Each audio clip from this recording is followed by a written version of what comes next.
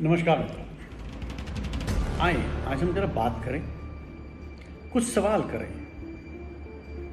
कुछ चिंतन करें, कुछ प्रश्न मेरे, चिंतन आप करें, चिंतन मैं करूं, और उसके बाद हम किसी नतीजे पर जाएं। पिछले कुछ दिनों से दिल्ली की केजरीवाल सरकार वैक्सीन को लेकर बहुत बड़ी राजनीति कर रही है। इस प्रकार से पत्रकार सम्मेलन किए जाते हैं, वीडियो ब्लॉग किए जाते हैं और ये दिखाने का प्रयास होता है कि जैसे केंद्र सरकार ने बहुत बड़ा कोई उनके साथ अन्याय कर दिया हो, कोई बहुत बड़ी गलती कर दी हो। हम समझते हैं वैक्सीन की राजनीति को।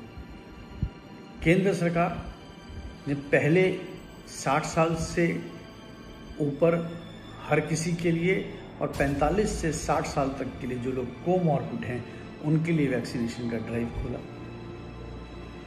जब वो वैक्सीनेशन का ड्राइव एक सीमा पर पहुंचा, उसके बाद 45 साल से ऊपर सभी के लिए खोल दिया। जब ये जनता के लिए ड्राइव खुला, इससे पहले फेज में, इससे भी पहले के चरण में डॉक्टर्स के लिए, हेल्थ वर्कर्स के लिए, फ्रंट लाइन वर्कर्स के लिए पहले उनको खोला। वो सबसे ज़्यादा वल्नरेबल थे। पहले वल्नरेबल जो लोग कोरोना से ज़मीन पर लड़ रहे थे उनको वैक्सीन दी। उसके बाद 60 से ऊपर और 45 से 60 के बीच की कोमॉर्बिड पेशेंट्स को दिया गया। फिर 45 से बाद सभी के लिए दिया गया। तब लोग कहने लगे, मांग करने लगे कि ये 18 के बाद सबको दे दी जाए, हम सबको वैक्सीन देने का अधिकार दिया जाए, राज्य सरकारों के ऊपर छोड़ दिया जाए, राज्य सरकारों को अपने आप प्रिक्योर करने दिया जाए। जब केंद्र सरकार ने उनकी वो मांग मान ली, तो अब राज्य सरकार कह रही है कि केंद्र हमें वैक्सीन नहीं दे रहा। केंद्र आपको मुफ्त वैक्सीन उपलब्ध करा रहा है। 45 साल के हर व्यक्ति के लिए जो वैक्सीन लग रही है वो मुफ्त में लग रही है सरकारी अस्पतालों में, और उसको केंद्र मुफ्त में दे रहा है। ये बात हम पहले समझ लें। मनीष सिसोदिया जी बजट पेश करते हैं और कहते हैं कि हमने बजट के अंदर पैसा मार्क कर दिया, हम 45 वर्ष के हर व्यक्ति को, 45 वर्ष से जिसकी आयु ऊपर है, उसको हम फ्री में वैक्सीन देंगे, सरकारी अस्पतालों में फ्री में वैक्सीन देंगे। अरे भाई, जब मोदी की सरकार पूरे देश में 45 से ऊपर के लोगों को सरकारी अस्पतालों के अंदर, डिस्पेंसरियों के अंदर, पीएससीज के अंदर, कम्युनिटी हेल्थ सेंटर्स के अंदर मुफ्त में वैक्सीन दे रही है, तो आप बजट में किस बात का क्लेम कर रहे हैं? लेकिन आपका काम है गुमराह करना, आपने गुमराह किया, ठीक है, आपको उस पर राजनीति करनी है, वो आपको मुबारक हो। अब रोज आके कहते हैं जी कि हमारी को वैक्सीन नहीं मिल रहा, हमें वैक्सीन नहीं मिल रहा, हमारी वैक्सीन, हमें केवल 8 लाख की वैक्सीन मिली। दिल्ली कह रहा है कि 51 लाख वैक्सीन हम लगा चुके हैं। तो वो 51 लाख वैक्सीन क्या केजरीवाल अपने घर से खरीद के लाए थे क्या, या मनीष सिसोदिया अपने घर से खरीद के लाया था? वो केंद्र सरकार ने जो वैक्सीन दी, वो वैक्सीन लोगों को वो डोजेस दी गई, वो केंद्र सरकार ने उपलब्ध कराई। केंद्र सरकार प्रतिबद्ध है 45 वर्ष के ऊपर हर व्यक्ति को मुफ्त वैक्सीन देने के लिए। 18 से 45 के लिए जो आप लोगों की मांग थी, जो राज्य सरकारों की मांग थी, उस मांग को केंद्र सरकार ने मान लिया और आपको कहा कि आप कंपनियों से डायरेक्ट बातचीत कर लें, आप कंपनियों से डायरेक्ट खरीदेंगे। आप प्रेम पत्र लिख रहे हैं कि हम वैक्सीन खरीदना चाहते हैं। जिस समय हम सब लोग समझते हैं, दिल्ली के लोग, दिल्ली प्राइमा फेसिया एक ट्रेडिंग हब है, दिल्ली के लोग व्यापारी हैं, दिल्ली के लोग ये सब समझते हैं, दिल्ली के लोग व्यापार को समझते हैं। व्यापार क्या कहता है? जब किसी चीज़ की किल्लत होती है तो जो पैसा लेके बैठता है उससे सबसे पहले उसको उपलब्धता कराई जाती है। असम, जिस दिन ये घोषणा हुई उसी दिन शाम को असम ने ऑर्डर दे दिया। अगले कुछ दिनों के अंदर गुजरात ने, उत्तर प्रदेश ने, मध्य प्रदेश ने, गोवा ने, सबने ऑर्डर दे दिया। आपने ऑर्डर क्यों नहीं दिया? ऑर्डर देने की बात कर रहा हूं मैं। पत्र लिखकर कि आप हमारे को बताएं कि आप हमें दे सकते हैं, नहीं दे सकते, कब दे पाएंगे, कैसे होगा। अब इसकी बात नहीं कर रहा हूं। जब आपकी नीयत होगी काम करने की, सीधा मुख्यमंत्री या स्वास्थ्य मंत्री सीरम इंस्टीट्यूट कोविशील्ड के लिए और कोवैक्सीन के लिए भारत बायोटेक के अंदर उनके मालिक से, उनके सीईओ से उनके वहाँ फ़ोन किया जाता, उनको बताया जाता कि हमें ये वैक्सीन देनी है, हम ये एडवांस आपको दे रहे हैं। भारत सरकार ने, मैं यहाँ बता दूँ, भारत सरकार ने जो वैक्सीन खरीदी उसके लिए एडवांस में पैसा दिया, पहले पैसा दिया, बाद में वैक्सीन आई है।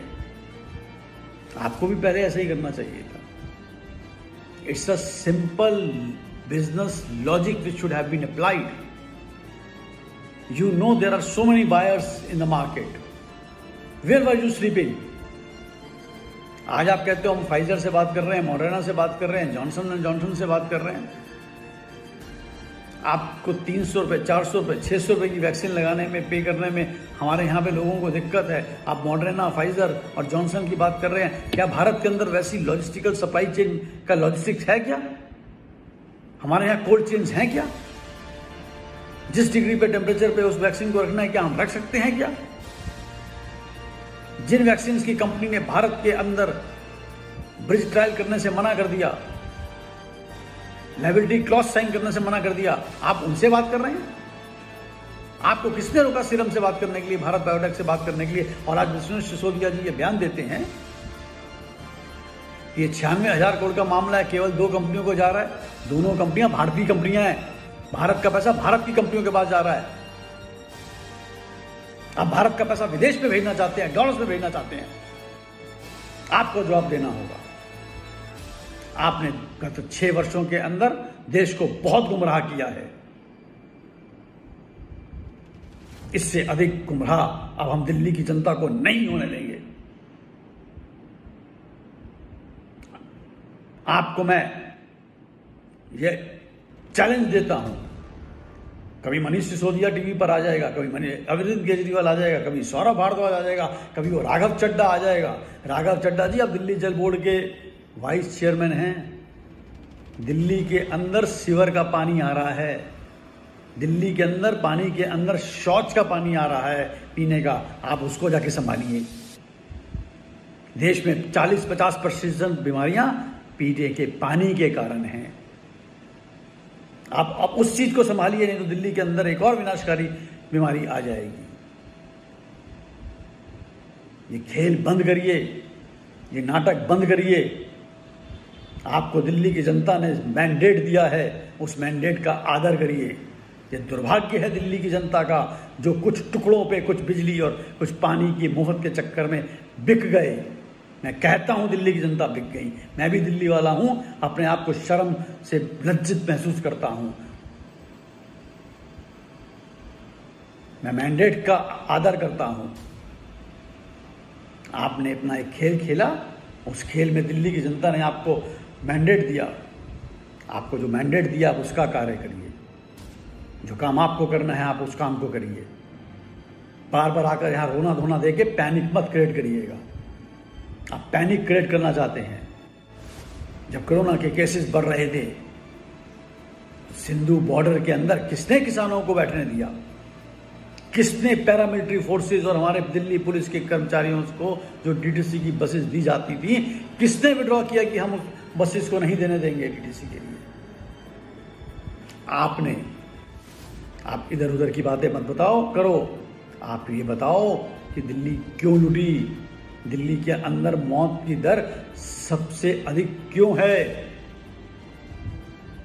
ये जो आपके बनावटी और घड़ियाली आंसू है ना, ये आप बॉलीवुड में जाके किसी एक्टिंग में के स्कूल में दाखिल हो जाइए, किसी पिक्चर हॉल में पिक्चर बना लीजिएगा। ये अब और नहीं चलने वाला। आपको हर बात का जवाब देना होगा और जवाब हम मांगेंगे जब वक्त आएगा। आज तो हम आपसे केवल इतनी अपेक्षा कर रहे हैं, हम कोई राजनीति नहीं करना चाह रहे, केवल इतनी अपेक्षा कर रहे हैं कि हाथ जोड़कर मैं आपसे विनती कर रहा हूं कि आप serum institute, Bharat biotech, Reddy's labs में स्पुतनिक, इनको एडवांस दीजिए। आप बताइए आपने कितना एडवांस दिया है?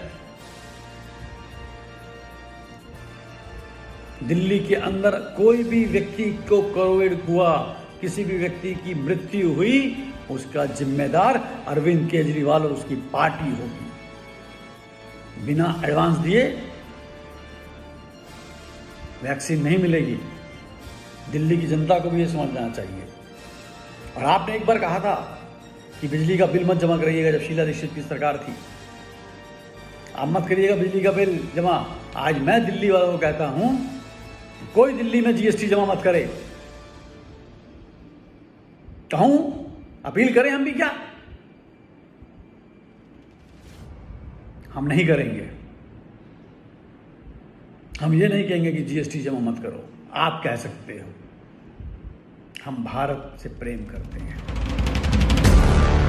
हमारे लिए राष्ट्र सर्वोपरि है। इसलिए हम जनता की भावनाओं के साथ खिलवाड़ नहीं करना चाहते। हम आपसे हाथ जोड़कर, सर झुकाकर आपसे विनती कर रहे हैं, कर लीजिएगा। राजनीति जब करने का वक्त आएगा, अगले साल दिल्ली के अंदर नगर निगम का चुनाव है, जितनी मर्जी राजनीति कर लीजिएगा। 2024 के अंदर लोकसभा का चुनाव आएगा, जितनी मर्जी राजनीति कर लीजिएगा। 2025 में फिर से विधानसभा का चुनाव आएगा, जितनी मर्जी राजनीति कर लीजिएगा। दीजिएगा जितनी मर्जी गालियां भारतीय जनता पार्टी को, दीजिएगा जितनी मर्जी गालियां नरेंद्र मोदी जी को, लेकिन आज दिल्ली के लिए गालियां देना बंद करें और काम करें। झूठ बोलना बंद करें और काम करें। मैं यही आपसे विनती करना चाहता हूं। उम्मीद है कि आप मेरी इस बात को, एक जनता, एक आम नागरिक की भावना को समझेंगे और इसका आदर करेंगे। बहुत बहुत धन्यवाद।